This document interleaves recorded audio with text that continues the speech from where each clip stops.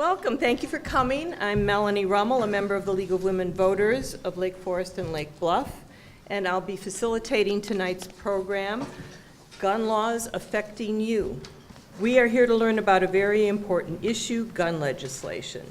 And in order to have some truth in advertising, the League has long supported sensible gun legislation. Specifically, the League has lobbied at the local, state, and national levels to adopt legislation that will close gun show loopholes, increase penalties for straw purchases of guns, ban assault weapons, place limits on high-capacity ammunition magazine size, and fund research and reporting on gun violence in America. We believe that curbing gun violence is a critical matter of public policy, public health, and public confidence. You may or may not agree with us, but this evening we're going to hear from three very knowledgeable speakers who will talk about gun legislation in Illinois. Scott Drury, who is in the center of the table, may need no introduction for most of you. He is our state representative for the 58th District, which includes Lake Forest and Lake Bluff. He was elected in 2012, and prior to that, he was an assistant U.S. attorney in Illinois. Karl Waldorf, at the far right of the table, is the Deputy Chief of Police for the City of Lake Forest. He commands both the patrol and investigation divisions. And next to me is Nicole Chen, a mom of two young children who is associated with Moms Demand Action for Gun Sense in America. This is a fairly new national grassroots organization. Also, before our speakers begin, I would like to tell you about our upcoming program next month. We are hosting a follow-up healthcare program called Obamacare Just the Facts, Part 2. It will be on November 7th at the First Presbyterian Church in Lake Forest at 7 o'clock. We have three speakers who will give technical and practical information about the marketplace and enrolling into an insurance plan, and they will answer your questions if you have tried to go online and had problems. And there is a brochure in the back of the room on this program. Our website will also have more information shortly. And now for this evening's three speakers. After they finish their presentations, I'll take questions from the audience. This program, for your information, is being video recorded and will show on the League's website, public access television, and YouTube. Representative Drury, will you begin with your statement? Thank you. First of all, I want to thank the League of Women Voters for hosting this event and so many other valuable events and getting information out to the public. It's always our big struggle to get people active and involved, and you always get a great turnout. So it's a big testament to you and your organization and the people of Lake Forest and Lake Bluff that you come out for these events. I'm Scott Drury. I'm the state representative here in the area, and I'm going to focus my comments on the new concealed carry law, which was passed at the last day of session, May 31st of this year, and will take effect practically in January. And what that law does for people who don't know, it will allow people to carry concealed weapons in public places. It was a very tense debate throughout from January through May. I don't think there was a week that went by where there wasn't a lot of debate on this. The courts said you have to have a concealed carry law in Illinois, and so the debate became, what is this law going to look like? And the big divide was between what was called a shall issue, which I'll explain in a minute, versus a may issue. People gun rights people, and I'm not saying that with any aspersions, people who have guns, want guns, they were advocating mostly for a shall issue bill, which meant that if someone applies for a permit to carry a concealed weapon, the presumption would be that the permit should be issued, it shall be issued. Several states do it that way, and there were other states that chose to and have chosen to do a may issue. You apply, and you need to justify why you should get that permit. That's how New York does it. The other big issue that came up is whether there should be local control of the decision or it should be statewide control. And the local control would have put the decision-making authority either in the local police, such as the Lake Forest Police Department, or the local sheriff, which would be the Lake County Sheriff. And on the opposite side, it would be the Illinois State Police that would make the decision with some input from the local police. So on both of these issues, as the law passed, Illinois is a shall-issue state. Someone can apply for a permit, and the presumption is that they shall get it. And in terms of the control, it is statewide control. So the permit process, if anyone here wanted to apply, let's say, you would apply through the Illinois State Police. The controls on that are that if you apply through the state police, the local authorities have 30 days to object and let the state police know why they think this person shouldn't have a firearm. It puts a burden on your local police. The state police aren't going to tell the local police every time someone applies. So there needs to be someone assigned in the police departments now who have to look up if someone's applied and then gather the evidence and object to it. So it's going, I'm not going to speak to how much time that's going to take, but our police, doesn't matter whether it's Highwood, Lake Forest, the city of Chicago, they're burdened, they're doing their job to serve and protect, and this is another administrative function that they're going to have to take on. In terms of where you can carry the guns is a big issue, and that was a big part of the debate. The people promoting and advocating the broadest form of the law, they wanted people to be able to carry concealed weapons on your buses, on the metro in the morning, on the red line in the city of Chicago. And there were a lot of people from the city and from more dense areas that said, we don't want people carrying guns because I'm not going to feel safer if someone pulls out a gun in a crowded train, that person's going to shoot the right person if that became the situation. So guns are now prohibited. I'll do a quick rundown because I don't want to talk forever. You cannot carry a concealed weapon in schools, daycare centers, in government buildings, in hospitals, in airports, on public transit. You cannot carry it on public transit. Amusement parks and zoos, or a restaurant whose gross proceeds are over 50% from alcohol. But if it's under 50% from alcohol, but a restaurant sells alcohol, a person can carry a concealed weapon into that establishment, and that's something that's still being debated whether or not we're going to try to cut that back. I think it also helps to know where guns are permitted. Your public beach here in Lake Forest. People have joked, where's the gun going to go? But you're allowed to carry guns in the public beaches. The Forest Preserve, all over Lake County, you can carry guns. In Cook County, you can't. Cook County had enough power to get an exception for Cook County Forest Preserves, but the Lake County Forest Preserve and DuPage County Forest Preserve, people can carry guns there. Like I said, restaurants with less than 50% sales, gross receipts from alcohol. On the roadways, when you're driving to any place that's prohibited or not prohibited, you could have a gun in your car. And in parking lots of a lot of the prohibited places, you can still have the gun in your trunk if it's locked or if it's in a sealed container. So those are the parameters of the law. If there's a business in Lake Forest, and I'll talk about Lake Forest and Lake Bluff, that the presumption is if you're a business, their guns are allowed in your business. There's this caveat for the restaurants.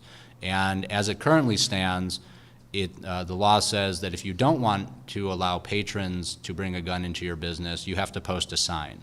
And the sign just came out this week, actually. You would be required to post that sign, and if you don't, then patrons would be allowed to bring a concealed weapon into your establishment. Which I should say, another place where guns are allowed currently are churches, other places of worship. So your churches, synagogues, mosques, whatever they may be, they would have to post one of these signs now saying that guns are not allowed. There's a lot more that goes into this. I'm happy to answer questions about it. Another big topic these days is they're trying to pass a law to increase mandatory minimums for all the gun violence in the city. I'm not going to get into that, but I'm involved in that discussion as well. So if there's questions about what's going on with that legislation to end the gun violence in the city, I'd be happy to answer questions about that when we get to that time. But thank you so much. Good evening. I was asked to cover the local ordinances that govern firearms. We have very few in Lake Forest. There is a local statute for concealed weapons, which has probably been superseded. But in essence, all it does is require you, if you carry a concealed weapon, to have a license from the state. That's actually a 1956 law, and that's it. It's one sentence. And although it's been superseded, essentially, that's all it does is cede authority to the state. Sure. Do you need me to repeat? Sure. There's two local ordinances that I wanted to cover that govern handguns in the city. The first is an ordinance from 1956 that governs when you can carry a concealed weapon, and essentially what it does is it requires you to follow the licensing and state laws for concealed weapons. So until this year, in essence, there was no licensing for a concealed weapon. It's probably been superseded by the law, I think it's safe to say, but all it does is cede the authority to the state anyway, which the state has done. So, the second governs the discharge of firearms in the city, and in essence, it only provides three lawful reasons. The first is by a police officer in discharge of his duty. The second is for someone in lawful defense of themselves or their home. And the third, and it's heavily restricted, is for shooting trap or skeet in the city. So those are really the only two local ordinances that are in effect governing carry or discharge of firearms. Thank you. Yes. Well, thank you so much for having me. I really feel, I can't believe I'm sitting at this table. I'm very humbled by sitting next to Representative Drury and a police officer. But I guess I'll just quickly say a little bit about who I am and how I fell into what is now pretty much taking up all of my brain space and all of my time, which is paying attention to gun legislation. So, December 14th was anyway, and I'm a mother of a first grader at that time, and I think it hit me and all of the moms that I gathered with the next day at my school very hard. And then some of us in my area, I'm from Western Springs, started to get together to talk about our feelings about it. And then we would always end, with what can we do? We can't, So we started gathering our local community, and we met with we started meeting with legislators because we just wanted to start to learn things, and we met with our federal legislator. And then I was just always looking for getting more involved, and I found this organization, Moms Demand Action, on Facebook, and I reached out this was back in January, and it was just forming in Chicago, and I reached out to the girl who was heading it up, and now it's just taken over my life, pretty much. And Moms Demand Action was founded on December 15th by a stay-at-home mom of 5 who lives in Indianapolis, and it's just taken off since then. And I must say that I've interacted with a lot of the women involved in the organization, and they are all young, extremely savvy women that were bound and determined to make a difference on this. So, and I know I met with Representative Drury before, and he was a new legislator this session, and he had no idea that his whole session was going to be taken up with concealed carry. And I came onto the scene this winter, and all it was about was concealed carry. So we were meeting with our state legislators, and then I became the advocacy lead for Moms Demand Action in Illinois. So I've met with a lot of state legislators, and I was in Springfield watching you guys pass it, and then back in the summer when there was a veto session on it. So anyway, we advocated for a much different law than Illinois got, and we were disappointed with the concealed carry law. For as great and a diverse state as Illinois is, I don't think that we necessarily got the right law. So I guess I'll just leave it at that. I could talk, but anyway. Thank you. And now we will open the floor for questions. When you ask a question, please address it specifically to one of our panelists, unless you would like all three of them to take a shot at your question. How is your position, Ms. Chen, different from the one that was passed on concealed carry? Well, I know Representative Drury could probably answer this, and we definitely advocated for a May issue concealed carry law that had a lot of input from local law enforcement. We advocated that you would not be able to carry a weapon in any place that served alcohol. I mean, those are some of the big ones that we were looking at. We wanted a lot more of the local law enforcement involvement, probably. And did you want to address that to Representative Drury as well? As far as what you put Oh. on the outside of Yes. a place of business. Yeah. That is very different. Yes, so she's talking about something that, so it kind of came to being that I gave her a slip about a proposal that we're making to the Illinois legislature right now, that right now the law stands that any prohibited place or place of business that wants to prohibit firearms need to place that sign in your window. And down on July 9th, when the legislature was taking one last look at concealed carry, there was an amendment that came through that said, you know what, the prohibited places, the preschools, the schools, the libraries, they shouldn't have to put that sign up at every entrance. And that passed the Illinois Senate, but then it did not pass on the House side. And people argued, you know, that concealed carry permit holders need to be reminded where they can and can't carry their firearm. So then we thought about it further, and the governor had actually made this recommendation that, you know, instead of putting a sign prohibiting firearms, we should just reverse the idea and only put a sign where they are allowed. So and that was a proposal that was made by Governor Quinn when he offered some amendatory vetoes. And that day when we saw that, you know, people who are carrying need it to be very clear where they can carry, we thought, well, let's make it very clear. Let's give them a sign that says you can carry here. You know, and then it's further, they know businesses have told us that they don't want people carrying on their premises, yet they are reluctant to place a sign at their door because guns are political, and as soon as you put a sign up, you're making a political statement, and you have customers of all stripes that come into your store.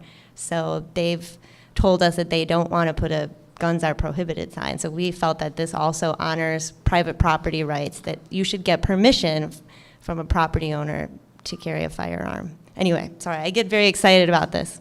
Okay, you know. Representative Drury, did you want to speak to that topic about your position on the legislation as it was passed? I think Nicole covered it very well. I mean, I was a firm believer that local communities should be able to have local control over their laws. You know, the issue about can you carry on public transit, there was a big divide. It wasn't necessarily gun owners or Republicans and Democrats. It was a divide between people who live in rural areas and people who live in denser areas. And it's not casting aspersions on anybody, it's just the realities are different. Anyone who's lived in the city and taken the subway on a Monday morning at rush hour understands how crowded that train is. And I think most people wouldn't feel much safer. I'm not saying everyone, but most people wouldn't feel much safer if they thought 10% or 20% or 30% of those people had a handgun to quote unquote keep them safe. So it was my position, the position of a lot of people, especially city legislators, that let's have the ultimate in local control and have people apply to their local police departments and they can make the decisions. I thought that made sense. I didn't think it was infringing on people's Second Amendment rights. The Second Amendment's there, I respect it. That failed. It still doesn't make sense to me, but that's what we wanted. I think the presumption that you can't bring a gun into someone's business makes sense to me. If someone wants to allow guns, then they can put a sign up, and people would adjust accordingly. So, but it was really an issue of local control. And there was the same issue with assault weapons. The law allowed local communities to take local control and decide if they wanted regulations or not. There was a very energetic debate in Lake Forest about whether that was going to happen, and ultimately Lake Forest chose, and that was its decision, not to pass a regulation. But they left that one bit of local control for assault weapons. I thought that was healthy for all the communities, and I talked to all the communities about that, and I think there was healthy debate about it. And I think people in the communities feel they had a say, and they feel better about it. Not everyone thinks it was the right decision or the wrong decision, but at least you had a say in it as opposed to just someone in Springfield having a say. And so that's what I was advocating for. Thank you. I'm going to, are there more questions? I'm going to bring you so that I don't repeat your question. Representative Drury, I was just wondering, a concealed carry is what will be allowed for people who have the permit. What about an unconcealed carry? I mean, what is the requirement? Is there an actual requirement to conceal it, like put it under your coat? And if it is exposed, are you committing a violation then if your coat becomes open, or how does that, how would that work? So there is a difference between concealed carry and open carry, and Illinois does not have an open carry law. So people cannot be walking up and down the streets of Lake Forest, Lake Bluff, or anywhere with a holster on the outside of their jacket with a gun. I don't have the bill in front of me, but the language, I believe, allows for a concealed weapon or a partially concealed weapon. It is unclear to me when that weapon goes from being partially concealed. You know, I don't know if it's you have it in your waistband and you can only see the butt of the gun, or if your jacket flies open and someone can see it. That's going to be for lawyers and lawmakers and police officers to decide and put in their own regulations. But you cannot, it would be a violation of the law in Illinois to walk around with a gun openly showing. Thank you. Are there other questions? This could potentially be for all panelists. Obviously, we have multi-use buildings, office buildings, for example. Some are very large in Chicago. How do you prevent weapons coming into those multi-use buildings? Is it the building owner? For example, there's buildings in Chicago that have federal offices that have a great deal of screening before people can get into those offices. How does it work in that kind of situation? Well, that's a difficult one, and obviously I don't think the bill spells that out. And really what it's going to take is police officers who respond to a complaint, because obviously if there's no complaint, no one's going to know if someone's carrying a concealed weapon. But the officer's going to have to gather the evidence, what's the primary use of the building, et cetera, and they're going to have to make a case like we do for many of the criminal charges that we charge people with. And I think it's going to be difficult. And we're going to have to see both what the temperature of Lake County court system is and the state as a whole. And one thing I'll add to that, because the bill seems to have an ambiguity in it, whether it's intentional or not. But the bill says that building owners, and it uses that word, building owners have the right to decide whether or not concealed weapons can be carried on the premises of the buildings that they own. So if you take a commercial high-rise in the city of Chicago, chances are a land trust owns that building, and it's being managed by Jones Lang LaSalle. The tenants of that building, if you take the law on its face, I'm at a law firm in a building in the city.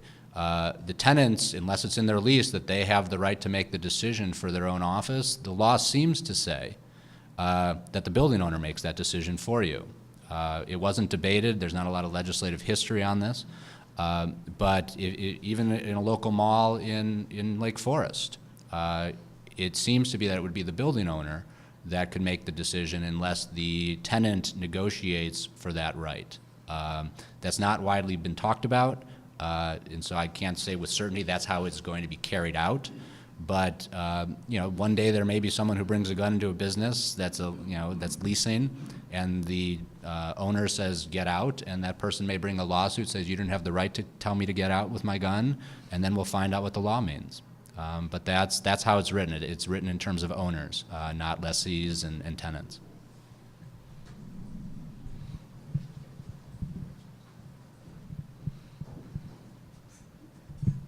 I was just wondering how you would enforce such a law like this if somebody is in a shopping center, or if they, even if you had a sign on your door saying that, you know, guns are, well, if you had no sign saying, you know, basically that it wouldn't be allowed if, say, the owner of the shopping center, you know, has said this is a, you know, non-carrying area, but what about the open areas?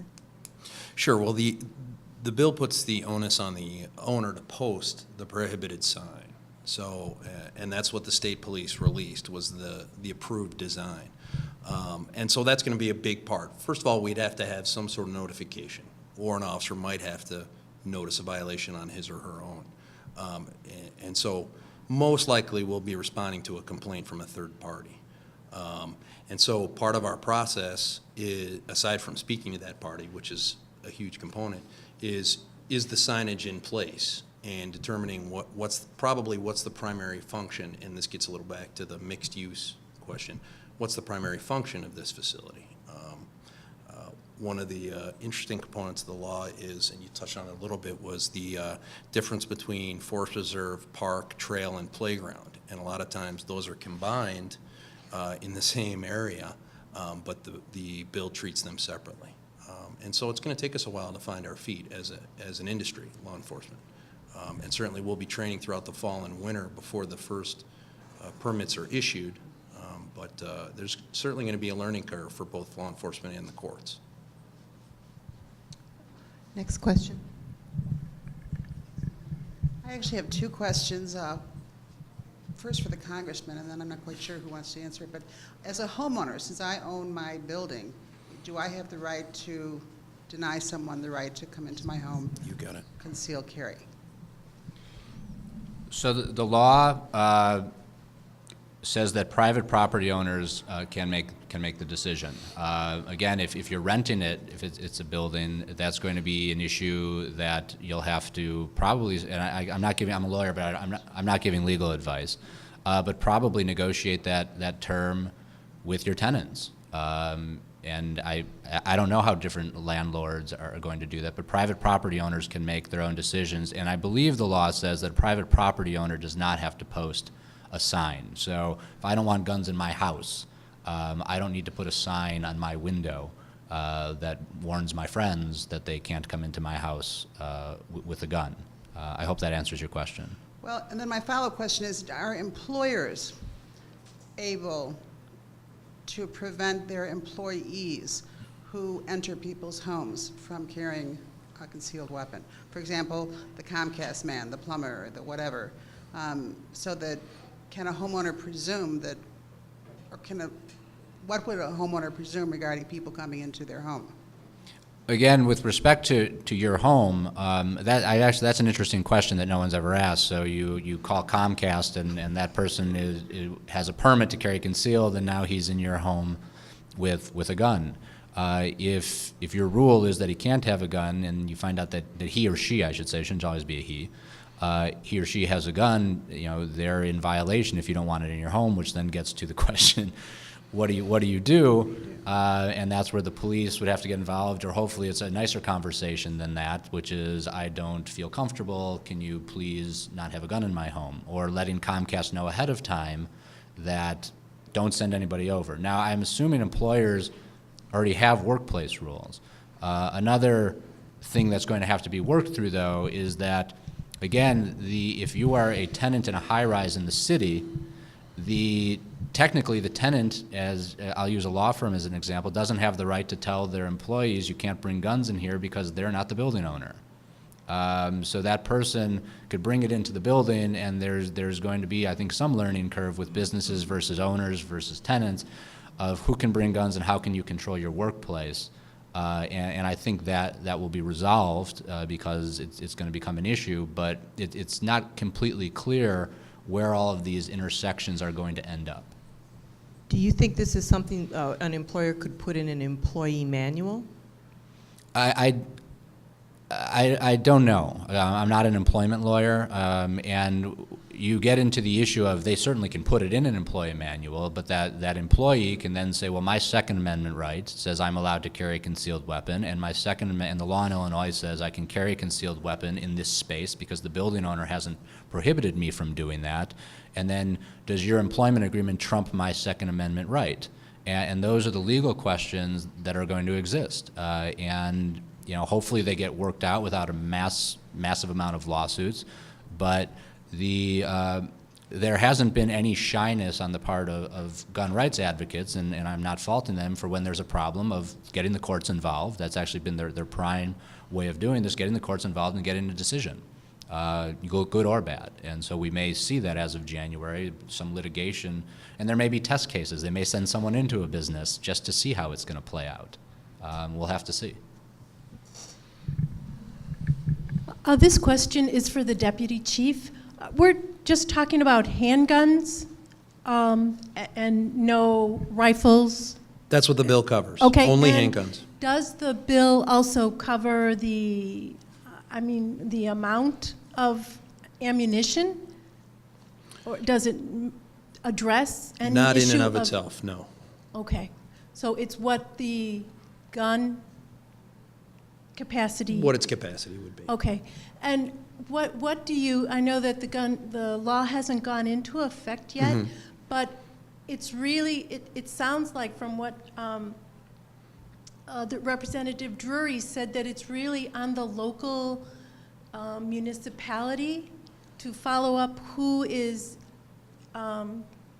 going to apply for a gun, and it's not going to come from the state, but so the responsibility is on the village and not the state. Is that correct? As far as we know currently, but the Illinois State Police is still working out some components. They're charged with essentially administrating most of the law. Okay. And so we're not quite sure what the mechanism is going to be for that. Is there some sort of notification, or will we really have to go onto an online database and data mine for local residents? Okay.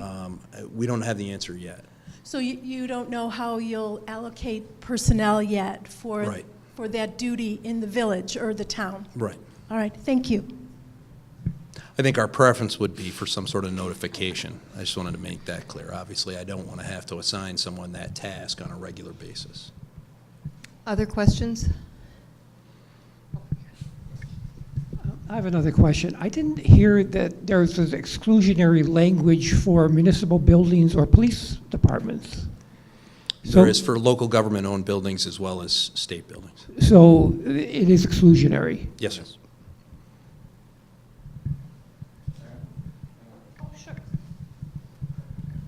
A question for the deputy chief. Years ago, when someone was going hunting, they could put a shotgun into the trunk of their car along with the shells and go off to where they were going hunting. Right. But since sport utility vehicles have been invented, there's no trunk anymore. Right. How does the law address that now? That law hasn't changed, and I think the most sensible recommendation is that it be unloaded and in a case of some sort. Okay. So that hasn't changed at all.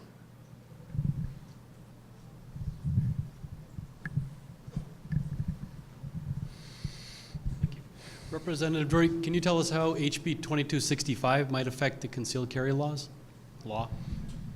And so 2265, because the bill numbers are changing, are you talking about the mandatory minimum law? Yes. It goes way beyond mandatory minimums, of course.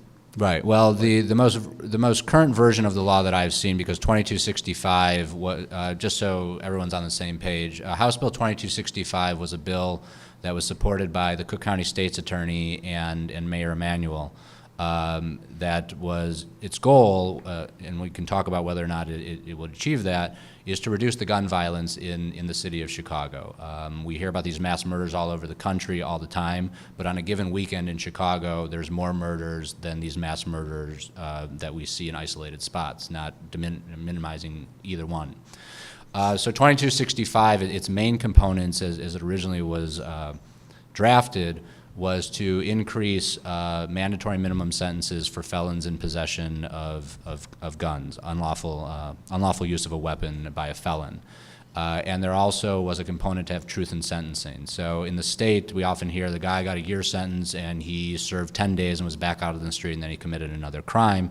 How can that happen? There's laws in Illinois that allow people to get day-for-day good time, and so a year sentence becomes 6 months. They do something even better, it becomes 4 months, and people don't feel that that's just. On the federal side, where I came from, we had high mandatory minimums for gun crimes. I prosecuted those, and we also had truth in sentencing. You spent 85% of your sentence in prison. The most current version of the law that I've seen, sir, actually has minimized it to those components. That it's going to increase mandatory minimums for a first-time felon in possession of a gun from 2 years to 4 years, and then if it's a third time, it would be a mandatory minimum of 5 years, and also would impose the 85% rule. There would be a carve-out for people if you have applied for a firearms owner identification card, but you haven't yet received it, and you're in possession of a gun, the law would not apply to you. And those are the main components currently. So I don't see a huge intersection of the concealed carry law and this, what I call the mandatory minimum law.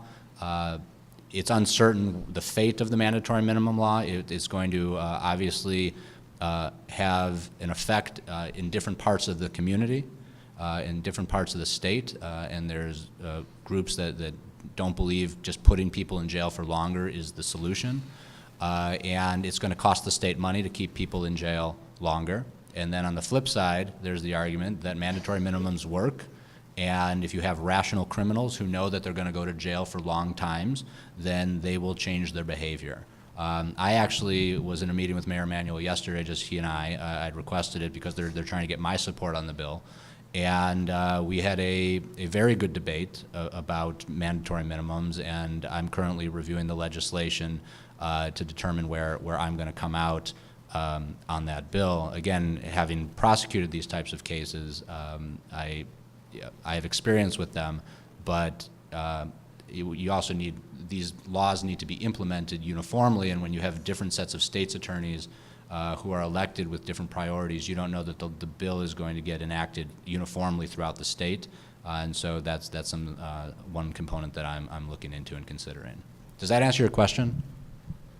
Yeah, pretty much. The Okay. version I saw went way beyond that, had all sorts of other stuff in it. Yeah, and I believe And there that was that's... one big section that related just to minimum sentencing. Yeah, I believe that's, if I'm wrong, I apologize, but I believe that's what the bill is at this point. The only other question I had related to that was I thought that there was a 10-year minimum sentencing requirement at the federal level for illegal possession of firearms. So on the federal side, the issue is this, is that the federal government is rarely in a position to be arresting someone who just has a gun. I mean, the way these cases came to me when I was prosecuted on the federal side is typically it would be the Chicago Police Department would pull someone over in a car for a traffic stop. Their light was out or something, and you would see a movement in the car. And they would then go up to the car, get the guy out of the car, and find that there was a gun in the car. And the person also had a criminal record longer than this wall. And so the federal government in the early part of this century took a very aggressive stance, working with the city and local governments all throughout the country, saying, we are going to take your worst offenders, and we're going to prosecute those cases, because it wasn't just 10 years, actually 15 years for someone who had 2 or more violent felonies, or this was his 3rd felony. And the thought was, if you start prosecuting people, sending them to prison for 15 years, not in their local jail, but in federal prison, federal government, if you're convicted, you can go to a prison anywhere in the country. So you're not with your local friends in the state. You may go to Louisiana, you may go to South Dakota, you may go to Alaska. And we prosecuted them aggressively, and I prosecuted people and got sentences of 30 years for someone, and the felony was just having a gun. We saw a dramatic decrease in gun crimes and murders in the city of Chicago during that period where we were most active. I can't say that there's a direct correlation. That was just what the data showed. As the federal government shifted priorities, shifted money, gun crime has gone up. Again, I don't want to take full credit for causing the problem and getting rid of the problem and causing the problem again, but there was some anecdotal correlation. But it also was a 15-year sentence. It was widely advertised. The judges in federal court were committed to giving these sentences, and the prosecutors and the U.S. attorney was committed to charging crimes in that specific way. If you have a state's attorney who decides, I don't want to do this, you could always find a different charge for the person that doesn't implement the mandatory minimum, and then you don't get uniformity. And then you get issues of who is getting the mandatory minimum and who isn't. Is it people of means who are and people who don't have means who aren't? And that's a serious concern that I have right now, and that's why I'm looking at it. I originally was a sponsor of 2265, and then as I looked at the bill more and thought about it more, I pulled my sponsorship off of it, and currently I'm still in negotiations and talking with the drafters.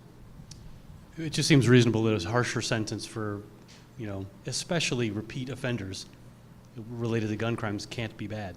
No, and I don't want to hog all the time here. I guess when I was talking with the mayor yesterday, I said, wouldn't it be great, and this is going to sound kind of weird, but give me a chance to explain it, if all criminals were like the Soviet Union. And the reason for that comment is during the Cold War, we had a rational enemy. We had nuclear bombs, they had nuclear bombs. Everyone realized we both had nuclear bombs. So you don't use your nuclear bombs because it's just going to end both of us. If you take the rationality out of that and you, in its place, put a terrorist or an irrational criminal, they're not thinking, boy, I'm going to buy a gun off the street. I'm a felon. If I get caught, I'm going to now have a 3-year sentence versus a 2-year sentence, so I'm going to change my behavior and not do this. If it worked like that, all of these laws would work. Unfortunately, I think we could all probably agree on this. I don't care what your political background, your economic background, we're not dealing with a completely rational set of criminals. So that's what I'm saying, the evidence is anecdotal. We heard on prison tapes when we would prosecute people, they would talk about, you don't want to get caught by the feds because they're going to lock you up for 15 years, and one of the quotes was, it's cold here, man. And I forget where he was, but, you know, and so you have people talking like they said, boy, we're making a difference. They're telling their friends, don't get caught up with the feds. But I don't know how many people heard that conversation. So, you know, that's the problem. The law makes sense to a rational group of people. But if this was a different form and it wasn't a rational group of people, they'd be like, I don't care about your law. And that's the problem with all criminal laws. This building, Gorton, and the Senior Center Dickinson Hall are owned by the government, but they are not for government purposes. So are guns allowed or not? I think my answer would be no at first glance. The city is the owner of the building. There's also a daycare center still run in the facility, so that's a separate exception. So that would include Eloa Farm, I suppose, as well, which is another city-owned facility, right? Right. Yeah.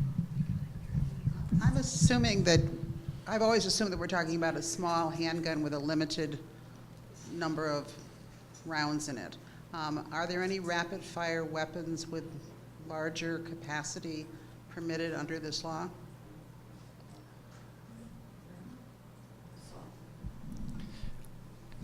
No, I would say no. The bill itself doesn't prohibit any specific type of firearm. It only allows handguns to be carried concealed. So hypothetically, there are some accessories for handguns that could greatly increase the ammunition of the handgun. It's not inconceivable that a pistol might have a 30-round magazine that you could buy on the aftermarket to go into it. Rapid fire, these are all semi-automatic weapons, which means each one would fire 1 round for every time the trigger was pulled.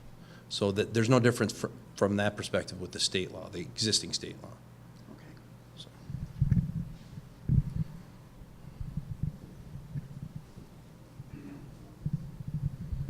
This is for the Deputy Police Chief.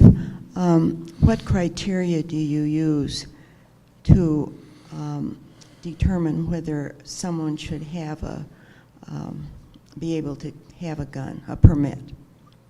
Well, are you talking about what objections are we allowed to use if we object?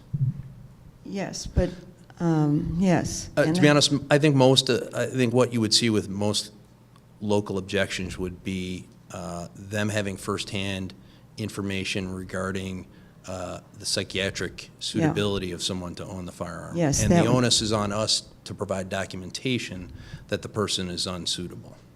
That's my concern. So, yeah, and that's true, because obviously, local police has the most contact of that type with people in their community.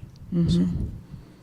And I would just add one thing to that, and it may not be an issue in Lake Forest. The deputy chief can tell us whether it is or it isn't. But gangs are very sophisticated now, and so gang members usually will recruit at least one gang member who has a clean record, and his job is to keep his clean record.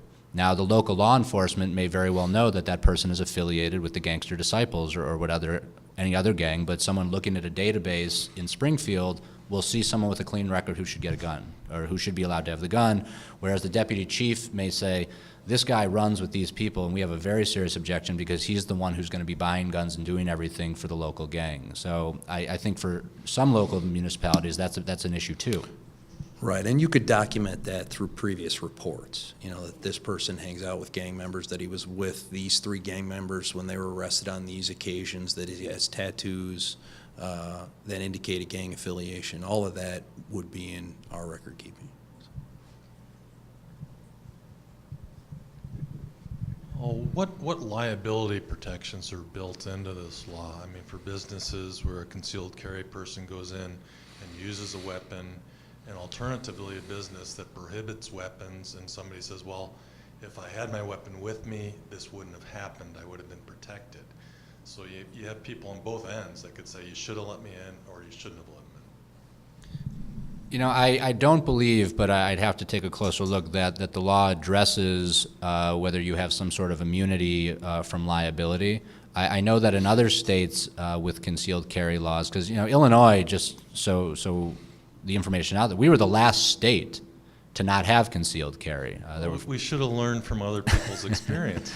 So, and that's what a lot of the debate was about, because we had 49 states to look at how they did it, and some laws were drafted like New York's, and some laws were drafted like Mississippi's, and some laws were drafted like Texas, and we tried to take the best, or some people would say were the best of all of them, and put it in a bill. How does a business owner make their decision? Yes or no? So in terms of insurance, what other states have done is the insurance companies have told some businesses, we're not going to insure you if you allow guns.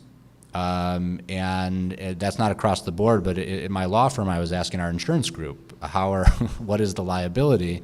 And I don't have a complete study on it yet, but there's some insurance companies that are going to dictate to businesses whether or not you should have a gun, because they're going to say, well, if you're allowing guns on your premises, we're not comfortable with that, and it's a liability. Now, there may be a different insurance company that says if you don't allow guns on your premises, that's a liability, because now you're not as safe as the business next door, and everybody else is going to come into your store and rob you.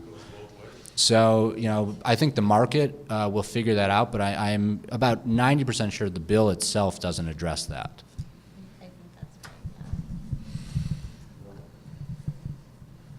Yes, I have a question for the officer. Relative to getting a permit for the gun and then getting approval to have concealed carry, is there any criteria whether any of these people have had any training to handle the weapon? The bill requires 16 hours of training, and the state police is in charge of putting a rough curriculum together. And they've been already working to build a list of certified instructors, and that's on their website now. And they add more instructors, it seems, very frequently. So, we've had a few questions about capacity, ammunition capacity. Could you just review for everyone the current status of the assault weapons in our state and in our community? Assault weapons are not affected, were carved out of the concealed carry law. It really shouldn't have been addressed in the concealed carry law at all. But what the bill said was, you had 10 days after the bill was enacted to put in place a regulation related to assault weapons. It didn't define assault weapons. That was left to the local governments to define what assault weapons are. Some communities within that 10-day period, Highland Park is one, North Chicago is another, enacted full assault weapon bans. They defined them. A lot of them were modeled after the City of Chicago's ordinance, which is currently being contested in the Supreme Court, that they banned assault weapons. I referenced this earlier. Lake Forest, I think, had a very, I thought it was a good debate. about whether to have a regulation, and the regulation went from a ban on one end to just putting a sticker on a gun. If you have an assault weapon, it has to have a red sticker on it, and some people said that would be okay. In the end, Lake Forest didn't pass any regulation, so Lake Forest has lost its ability forever, as long as this law is in place, to regulate assault weapons. It will be regulated by the state, and assault weapons aren't banned completely in the state of Illinois. So that's the state of it. It's almost like the cell phone law is right now. We're in Illinois now, as of January 1, no one can text and drive or talk while using their hands, but before that it was a patchwork. Highwood didn't have one, Highland Park did, I think Lake Forest did, and someone just had to know where it was driving. Assault weapons are similarly, I guess, regulated right now. Some municipalities have regulations and others don't. Are there more questions? Thank you. A little bit back to the concealed, follow-up on the concealed question I had asked earlier.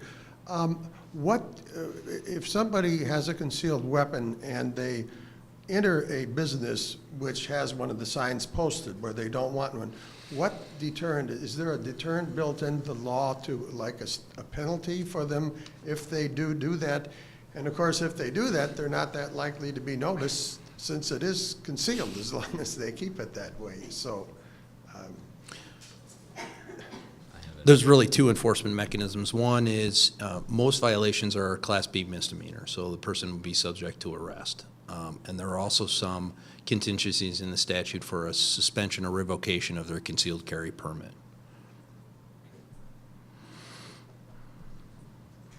And I should say, that was one of the things that was debated. Were the penalties stiff enough to prevent someone, to deter someone from doing this? If you go into a school, and if it's your first time and you haven't been an offender and you walk into a school or a daycare center with a concealed weapon and get caught, it's a Class B misdemeanor. And the second time it would be a Class A misdemeanor. And the third time, and all misdemeanors, the maximum penalty of any misdemeanors is a year in prison. And then if you get caught 3 times, you would forever lose your firearms owner identification card, and then you would start getting into these mandatory minimum laws that we're talking about if you're a felon in possession, if you got convicted of a felony. I thought that the penalty should be stiffer, because if we all agree that this is where you can bring them, then you should have a penalty that is equal to allow people to know, don't break this. I think they're small, but this is what the General Assembly voted on, and that's what we got. Yes, I have maybe a good story ending to all of this that I recall reading in the paper and a conversation with somebody else in town, that at our local golf tournament, the PGA event out by Conway Farms, they did have a sign, no concealed weapons, and somebody was stopped at the gate that had a concealed weapon and was arrested, and he had other concealed weapons in his car. Can anybody comment on whatever happened to that situation? I can. Everything you said is essentially correct. He did attempt to enter the front gate with a concealed weapon. He was a temporary resident of Illinois and a permanent resident of Indiana. So there was some investigative work that we had to do in terms of, did he have a concealed carry permit in Indiana? That was something the prosecution was very interested in because of portions of the new statute, which isn't technically even in effect, but that requires some reciprocity. And so, in essence, everything you said is correct. He did attend the event while wearing a pistol. It was concealed. Security stopped him at the front entrance, and our officers immediately took him into custody. He was charged with unlawful use of a weapon, so it was a Class 4 felony, and 2 other pistols were found in his car. So. Thank you to somebody that they stopped that individual. Yeah. Whether it was the police or the security or wherever. So something worked right. Yeah. I'd like to ask the Mothers Group what their main focus is and if they feel like they're making progress. Yeah, I mean, slowly. We also have federal goals, and I can read those to you, but, we're definitely pushing for universal background checks on a federal level. the gun trafficking law. So we also have federal goals as well. But on the state level, well, Representative Drury met with myself and a girl that I work with on the state level, and we never know what's happening on the state level, the laws, and you never know what the NRA is going to bring to the legislature each session. So, we don't really know. The state level is very tricky, but we do have very defined goals on the federal level, and I think we are. I mean, we have chapters in all 50 states now, and I hear the girls, I'm calling them girls, but I don't know, the women down in, Arkansas and Texas, and I hear what they're working on, and, I think we are making progress. The other thing I just want to say is that we were modeled after Mothers Against Drunk Driving, and we have a lot of board members from Mothers Against Drunk Driving on our board, and that's kind of how we're operating. And that was, there was a lot of legislative things that they did, but there was a lot of cultural things that Mothers Against Drunk Driving,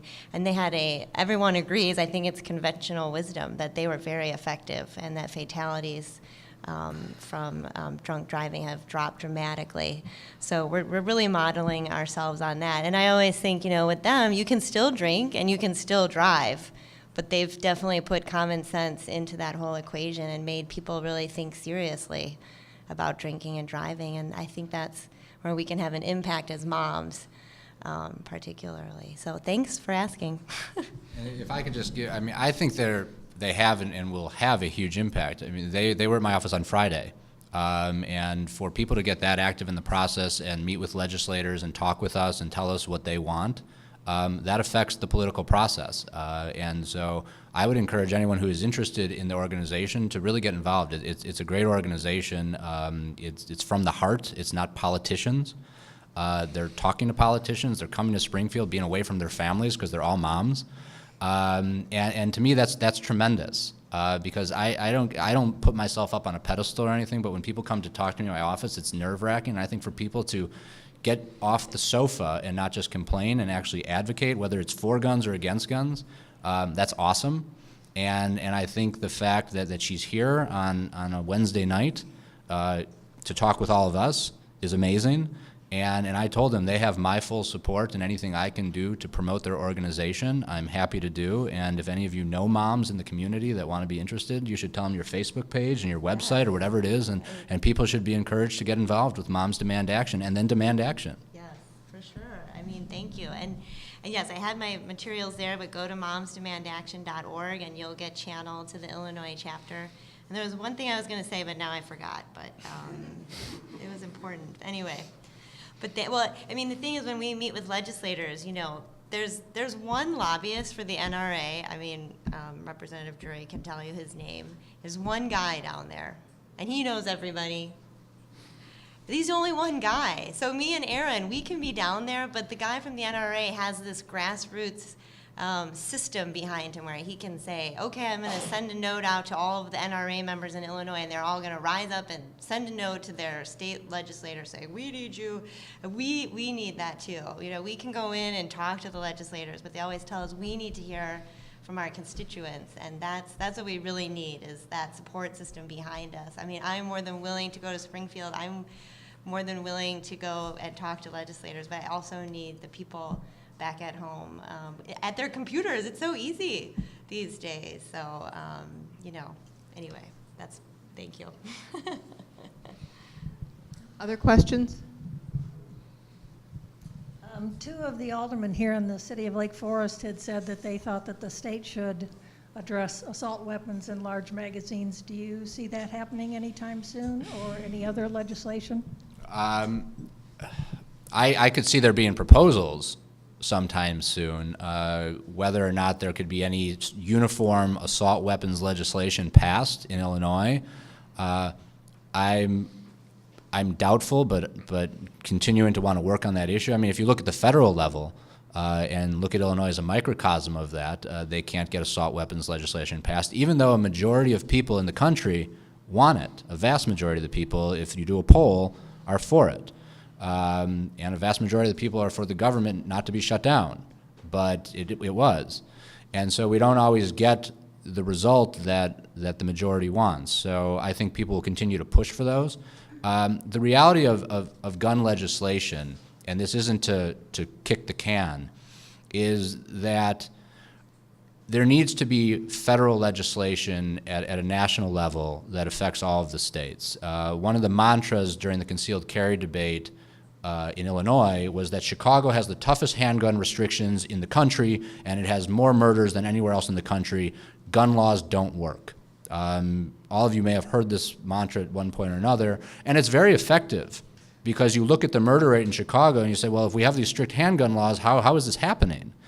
Well, Illinois and Chicago particularly is in the corridor of gun running. So Chicago can have whatever laws it wants. Someone goes across the skyway to Indiana that doesn't have those laws and brings back a trunk full of guns. They're sending kids, and this is anecdotal, these are real stories, they send college kids to Mississippi, and they come home for winter break with a trunk full of guns, and these kids are making tons of money, and they're selling them to gang members. And so we could enact whatever law we want to in Illinois, and I'm not saying we shouldn't, but if it's not the same law in Indiana and Wisconsin and Texas and Mississippi, there's only so much our law enforcement can really do. And the big problem with violence is that there are too many illegal guns on the street, and all guns start off legally with an identification number from a gun manufacturer. ATF can trace them. I worked with ATF on this. We would get reports this gun goes back to 1937. It got off the radar in 1963, and now it showed up in a guy's car in the city of Chicago in 2000. And that's the reality. And so there needs to be a push if people really want to change the violence in the city and they want to have a big impact. It's got to be at the federal level. And you were talking about Sandy Hook on December 14th. I mean, it's almost a year since December 14th, and the federal government has actually done absolutely nothing with respect to gun legislation in this country. And whether you're for it or against it, the fact is they've done nothing. And that needs to change if we're really going to see a major impact on gun crimes in this country. I'm just going to ask a question I've been wondering about since you made your presentation. Who is going to determine which bars are have more than 50% of their sales from liquor? You know, I don't know, and the deputy chief can answer this as well. I don't know if the Department of Revenue is going to be involved with this because they're the ones that are checking receipts of licensed places.